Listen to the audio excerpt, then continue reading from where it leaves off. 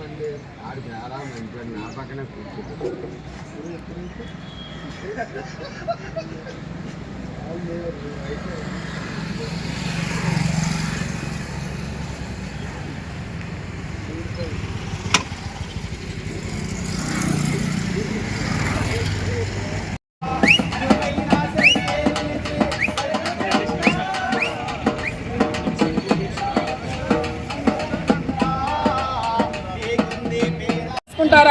అని అడగాలి కదా. అడగకుండా ఇతను వచ్చినట్టు గైడ్కి ఇచ్చి మమ్మల్ని ఇక్కడ పంపించి ఇక్కడ అధ్వానంలో భోజనం ఒకటి పెట్టించి పదండి ఇంటికంటే అన్ని బంద్ అని చెప్తే అంత రెక్కి సమాధానం. తమాషా అనుకుంటున్నాడా, ఖాళీ వాళ్ళం అనుకుంటున్నాడా? శివశంకరరావు మిసెస్ మేము ఒక 20 మందిని దగ్గర టూరిజం బుక్ చేసుకుని వచ్చాము.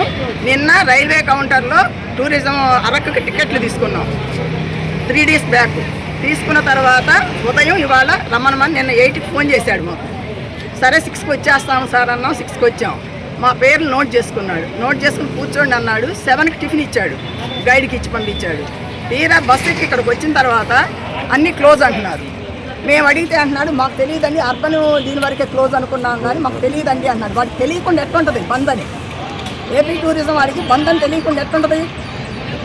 రెక్లెస్గా మాట్లాడితే ఫామ్కి వెళ్ళాల్సి వచ్చింది, కోర్టులో వేయాల్సి వచ్చింది టూరిజం మీద. తమాషానా డాక్టర్స్ ఉంటారు అందరూ, ఒకళ్ళు కాదు ఇద్దరు కాదు, అన్ని 70 అబోవ్ వాదం. నేను ఒకదాన్ని చిన్నదాన్ని 62 ఉన్నారు. గైడ్ని అడగండి, డ్రైవర్ని, గైడ్కి డ్రైవర్కి ఏం సంబంధం ఉంటుందా? బంధన్ సంగతి తెలియదు, మీ బంధన్ సంగతి వాళ్ళకి తెలియకుండా ఉంటుందా? ఇక్కడ వరకే బంద్ అంటాడేంటి?